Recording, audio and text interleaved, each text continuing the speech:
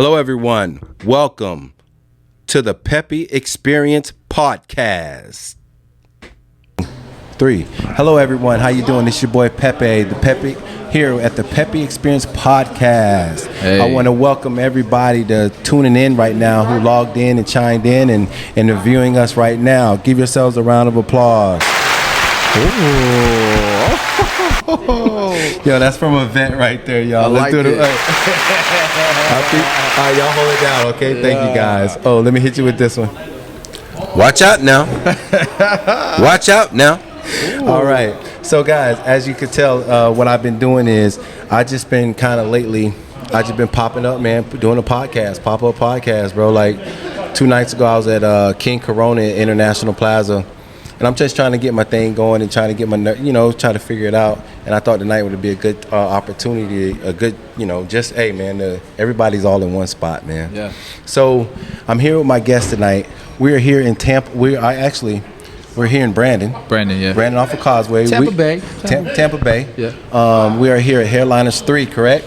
Headlines. No, this is our newest location. Oh, man. Everybody's been saying 3. No. I'm going to have to do a correction. Yeah. Here's the guy. Yeah. Co-owner Yep. of how many shops? This was our 7th location, but we closed 2 during the pandemic. 7th location, closed 2, you left with 5. Yep. That's still a good count. Yeah. All right. Since I was going to, before you started speaking, but I'm here with my guest. I want to formally introduce himself. Like I say, we found out this is Headliners 7. Yep. Right? In Brandon off of Causeway. And tonight we had the season finale, first season of Barberzustv here in our hometown, right? Yep. And I'm here with my guest, and I want him to introduce yourself, man. Tell everybody who you are. My name is Chris Basio. I like to think of myself as just, obsessed with the industry. I'm an entrepreneur, and I'm attracted to anything that's creative in our industry. So, started, as a barber, just like everybody else. I wanted to blow it up as a barber behind the chair. Did very well. Decided to put a camera, in front of the things I was already doing. We had 2 locations already, and I was making well over 6 figures behind the chair, and just started teaching and being transparent about what I was doing with this industry, because it was a gift to me. It was something that I was desperate. I was looking for something, I was looking for a platform that would allow me to be successful, and I wanted to share this so badly with so many people. So today we have almost 350,000 subscribers on YouTube. Tomb 45 Big is deal. Yeah, thank you. To me, my biggest accomplishment so far is Tomb 45. Man, the brand has been way bigger than I've ever would have expected. We're in 15 different countries. We're distributed all over the world, and it started off of just hard work in the kitchen making a shave gel to what it's become today, where we own patent pending products and innovative products in the industry. And I'm just excited about the future and what the industry has gave me and where we're going in the future. Yeah. And okay, so back to what that's saying, in your beginning of your career, how long have you actually been cutting hair, man? Going on 11 years now. 11 years. Yep. Bazio, I've been cutting hair since 01. So I'll say like almost, no. I've been cutting since I was probably 13, 14. Yeah. Legally licensed 2001, right? Yeah. So that's been 20-something years. Wow. Right? So me bringing that number up is that, like I say, I have a longer time in this industry than you have. And I remember coming up, the things that are accessible now with how it came, not saying social media came right at the beginning of your career, because it wasn't. No.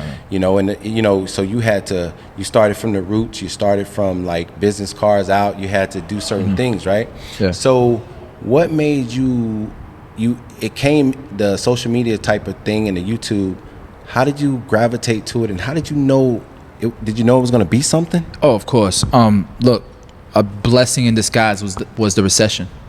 I became a barber literally during the recession. Oh man, I remember the recession, bro. It was crazy, you know. I started a lawn company. Yeah. So imagine trying to build your clientele, and everybody's poor, everybody's losing their homes, everybody's trying to figure out how they're gonna make ends meet. The pandemic was pretty bad, but nothing like the recession. That 08 recession was for sale signs on an entire block, people losing their homes, going homeless and stuff. And that was a blessing in disguise, because it humbled me. It made me earn my stripes. And when social media came up, the economy was nice, and social media was I was not naive. I understood literally that was a gold mine. Yeah. And I wasn't ready right away because I wasn't confident in myself. I wasn't the best speaker. I didn't think I was the best barber.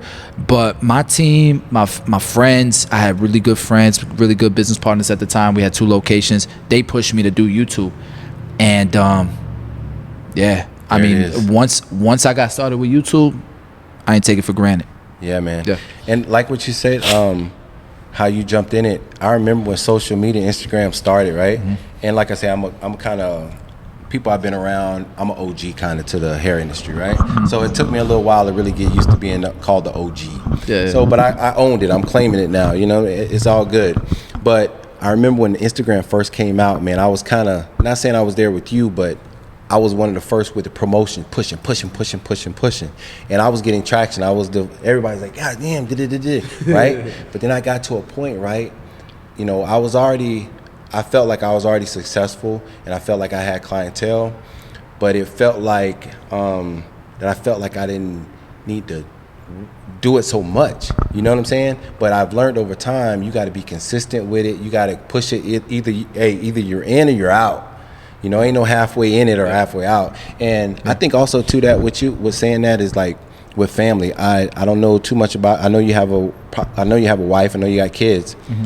How do you manage it, man? Yeah, they're here right now. My wife and my kids are here right now. Yep. My daughter's wearing a Tomb 45 hat. She says Tomb 45 is the greatest. That's what she knows. Yeah. They don't know any better besides entrepreneurship. Helps that your lady's a hairstylist too, right? Well, no, she just became one a few years ago. Well, okay. Yeah. So she wanted nothing to do with hair.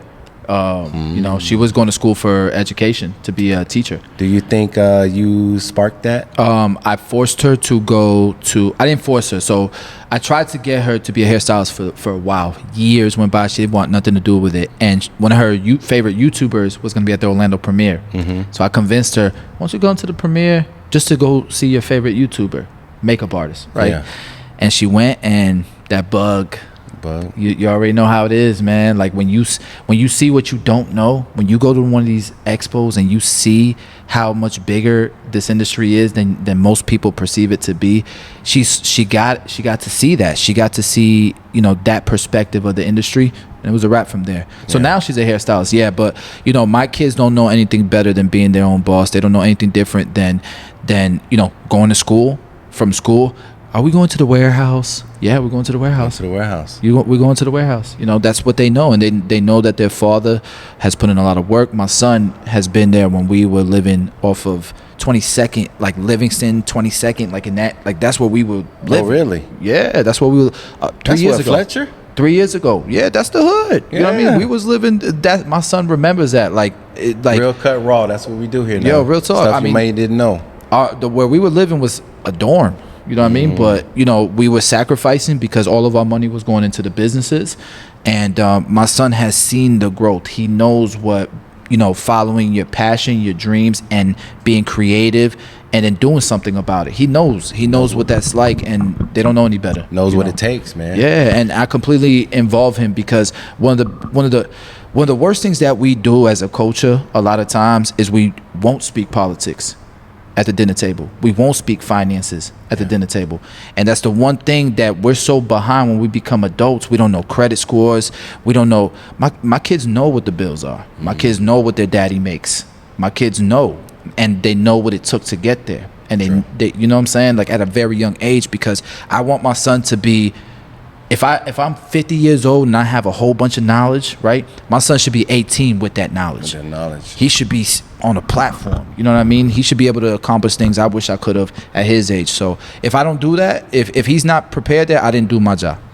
Well, kudos on that, man, of how you your relationship with your wife is, and also your kids. Because this is what you're doing it for, to pass that to them. Generational wealth, right? Yeah. And so back to the verses, right? It's here. But real quick, I just want to mention this, guys. It's never been perfect with me and my wife. There is no work-life balance. It's work-life balancing. You're always balancing, right? Like there's no formula to this. It's okay. You're working too much. Okay, let's go take a vacation then. We need to chill a little bit. Yo, Dre, yo, Danny, yo, Perez, can you guys hold this down? You know what I mean? Like that's why I love having business partners and a team, because we all have that in our circle. And you know what, Chris, like I was gonna, when you was talking about family, I have my own family, right? Of course, married, yeah. I have my daughter, she's 19. And I wasn't really gonna bring that topic up. I was just gonna let you, but since you brought that up, you know, it's real life, and it's, you know, I have a family. And the thing was with me too, is the more I started to work, the more I started to build my business, you know, it's kind of the juggle, right? You gotta get those signs of, hey, baby, you working too much, or daddy, you work all the time, you know. But you know what we think as men or the head of the household is that we're trying to build for the family. I'm trying to build this up, trying to build your savings, trying to build business, for we don't have to worry about anything, right? And it's funny that you hit that. I was kind of like, I ain't trying to hit my personal business too much, but it is what it is, and you know. Yeah, you hit that spot. But with the Barberzustv, right? When you knew, how did you? I know I was chiming in and everything. Like when it first started, you guys weren't in the lineup.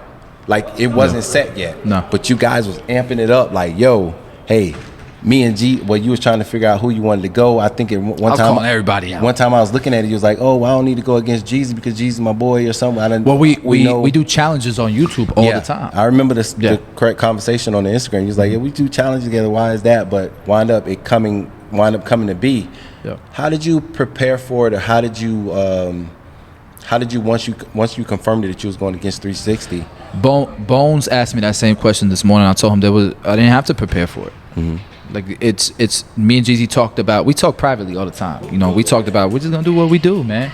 You know, this isn't about us. This is about, you know, people want to see Basio versus Jeezy because we're on the same platform. They've been watching us since they've been, you know, since they started barbering. We've inspired so many people to become barbers. So people just want to see us, you know what I'm saying? Do a versus. So that's why we did it. So for me, I wasn't trying to prepare, do all these shows, do pre-cuts and stuff like that. Like, no, we were just going to do what we do. We recorded tutorials, both of us. We're going to drop them this week, and we're going to continue doing what we do. You know what I mean? So definitely. That's what it is. So how did you feel? I was at the post interview and you were saying I'm with the boss here, so hey, he know about sound, he know about everything. Hey, when my boy does like this, all right. So, hold on, where was I, bro? So with that being said, with you, was there any like nervous points in it, or how do you think you did tonight, or I was what nervous you could as have hell. did I ain't gonna lie. I did a vlog earlier today, and I'm like, I'm not nervous. I'm usually nervous. Yeah. In classes and stuff like that, I'm always nervous. And it didn't hit me until we started. It didn't help that I had some Bang energy drinks and all that stuff, but I definitely got nervous. I know Jeezy was too, but like for me, I was going so fast, and I'm doing shear work, and because you don't necessarily battle, right? Have you ever been a battle? I educate. Everything that I do, I take my time because I want to make sure it's explained well, and I want to make sure everybody can see the angles. You know what I mean? And I'm making sure the camera's right. This was different because I also didn't want to take 2 hours to do a haircut. You know what I mean? I wanted to, and I know that I had, like, for me, it was, I need to cut quickly because I know I'm gonna get stopped. Yeah. I know. I mean, they took like 5 minutes at one point, 5 to 10 minutes, like taking my clipper out of my hand to shoot a promo. You know what I mean? But that's your rhythm too. It is your rhythm, but it's I expected it, and it's necessary. You know what I mean, for what they're doing. So there's no knock towards it at all. I don't want anybody to think that. I was trying to prepare myself for that. I'm not gonna lie. So it definitely had my nerves going. And so we got the polls in. The polls were you obviously winner Florida 60. I think last time we checked it was 67%, 30-something%. Yeah. Congratulations to you on that. Let's go. You know what I'm saying? And hey man, representing the Florida, and Florida is standing up right now, bro. Yeah. You know, and real quick, since we say about Florida, right? So when they did this Barberzustv, everybody was talking about, oh, let's not like going towards the money, towards all this stuff. Once they start talking about money, it's gonna change. Yeah. And I totally seen the difference in it. It's totally getting more sponsors. Yeah. Right.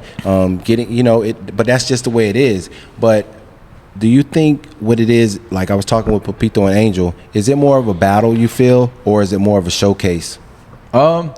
I think it's supposed to be more of a battle, and I think a lot of them were like, you know, and most of it is because Florida is like, yo, we're the best. Florida's the best. Florida's the best. So if another state is going up against a Florida barber, you know, it's kind of like when Jordan comes to town. I don't want to say with Jordan or anything like that, but when Jordan came to town, all targets were on him. Yeah, you know what I mean? Like when the Bulls came to town, everybody was going to give you their all. So the weakest teams played their best against.